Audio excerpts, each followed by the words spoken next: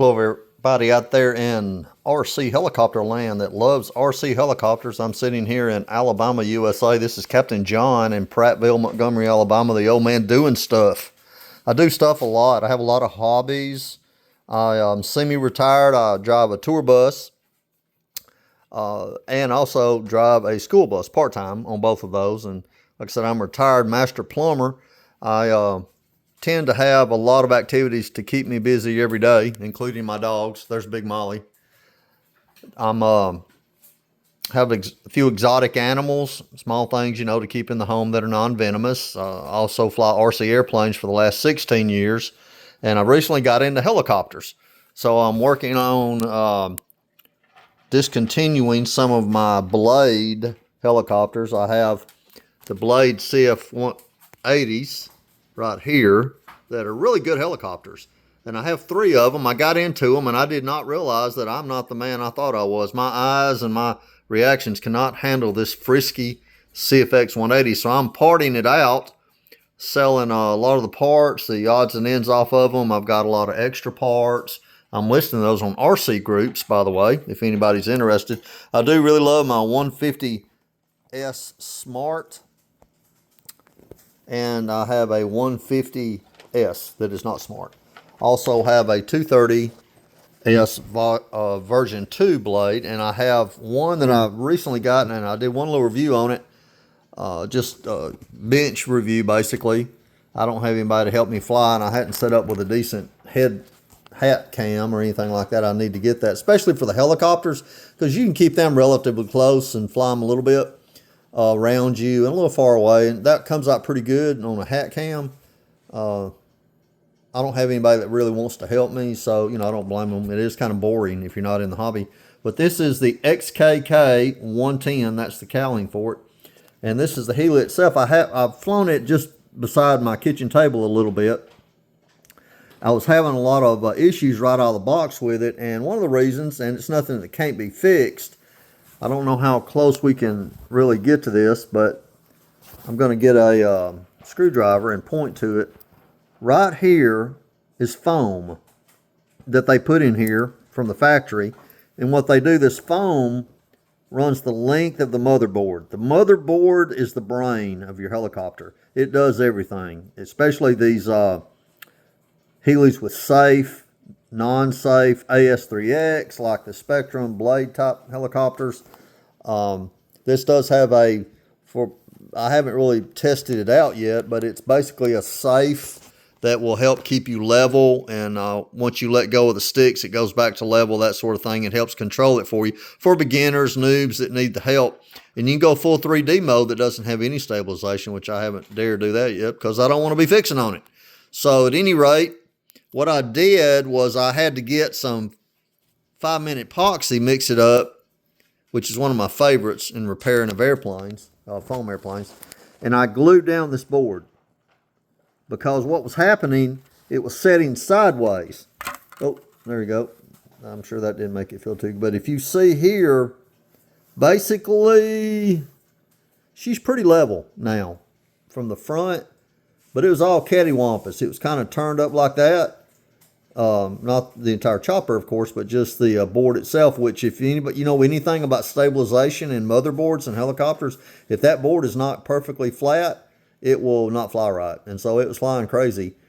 So I looked it up on RC Group boards and Heli Freak, and they said glue that down really good, which I did. So I let it set overnight. It's glued down good. I also had to adjust this servo, guys. It was not at 90 degrees. It was turned down a little bit from the factory. What I loved about it is I took this screw out and this screw out in here, and all this lifted out really neatly. And what this is a 3-position servo holder. This plastic top piece literally holds these 3 servos in, and underneath each servo has a little beveled half moon shape that sticks through these slots. And so it's really well designed, easy to work on this. I love that. So when you do mess up, if you break it, or if something just wears out, and the parts for XK are like so cheap on Banggood. Now you have to wait from China to Alabama, it's about 2 weeks, 16 days. It used to be more than that when Banggood started years ago. It was like 30 to 45 days. They've really done well. Now with the dog strike, it's October 3rd, 2024 right now. With the dog worker strike, good luck if you got anything coming from Banggood. It's going to be a while. At this time, I don't have anything. So, well, what you do is you just go ahead and order it and forget about it. And it'll show up one day in your mailbox. It'll feel like Christmas. So right now, I've got my swash plate relatively level. I'm going to try my swash plate leveler off of my Blade Nano, which is about the same size, to see how level my swash plate is. I had some right drift, and I think it was, well, I know that servo right here being down, that had a lot to do with it, because I really trimmed it and it kind of flew right, but then I had to mechanically fix that because you don't want that much trim in a helicopter unless you just have to do it. You don't want to mess with the sub trim and all that. So at any rate, I haven't flown it since I fixed the board, but I'm still tweaking it out. So, you know, things like that happens, and you get what you pay for. With 4 batteries shipped, shipping wasn't very much, like $6. It was $123. That's coming with a really good computer transmitter, which I don't have out right now, but you can program it. You can do your throttle curves, pitch curves, gyro, dual rate. It's not 100% perfect like a lot of them are, but you know, for the money you're paying, that includes the transmitter. So in the future, if you buy one of these, it's only like $69 for the entire helicopter. So you could buy it for parts or whatever. Any other XK product, it's Futaba based. So Futaba is, you know, transmitter is a really big outfit. It's up there with Junior and Spectrum and Fly Sky and all those others. So it's a really good system. You can fly this on any Futaba radio if you have Futaba based stuff. I'm all Spectrum pretty much, but I do have some Fly Sky stuff that I do with my FPV airplanes. At any rate, I really recommend this helicopter. Look at that little brushless motor. How cute is that? I mean, there's my thumb. Look at that. It's so little. But I'm telling you what, this sucker's powerful. It really is. And I had to dial it down a lot. Now, this is for all the newbies. When you start getting this, you have to dial it down. It's not that hard. Go up on YouTube, and all these guys, they've got these things to show you how to dial it down, especially Mr. John Salt, Johnsalt.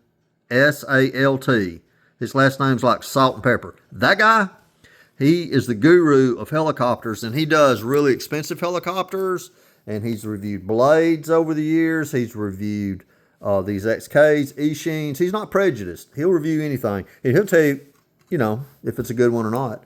And he really liked this one. He bragged about this, and he really bragged about the transmitter. It's got great gimbals for the sticks and all that. He just, I don't even know what those are, but apparently they're very expensive ones they put in this transmitter. So for $123, ready to fly with 4 batteries and a transmitter, I mean, you can't beat that. You know, I like my Blade Nano that I had, and I wore it out while I've been learning. But, you know, that thing was $119, and that was shipped. But that doesn't include a battery or a transmitter. So for $4 more, $119 to $123, I get a transmitter and 4 batteries. And I'm getting 4.5 minutes flight time on each battery, which is pretty good, especially for this brushless motor. Batteries, parts are so cheap with this. So I really recommend it, you know, to learn on. Now, there's a lot better. There's OMP, there's Goose Sky, there's all kinds of different helicopters as you get better at this. But let me tell you something. You don't want to get one of them expensive ones and crash it. It costs a lot of money to fix it. You're going to be sick of that. Repairing on helicopters and spending hundreds of dollars on parts to fix the thing.